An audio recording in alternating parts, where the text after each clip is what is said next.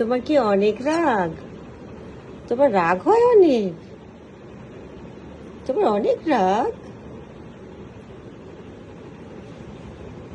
তুমি কি আমাদের বাসায় বেড়াতে এসেছো? থাকবে আমাদের বাসায়? তোমাকে স্বামী ভাইয়া নিয়ে এসেছে।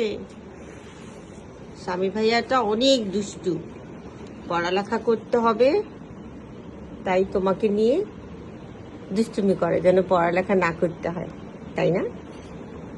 আসো, দেখি দেখি তুমি কি লক্ষ্মী ছেলে না দুষ্ট ছেলে। ও মা, কি রাগ! তুমি কি দুষ্ট ছেলে? তুমি কি একটা দুষ্ট ছেলে?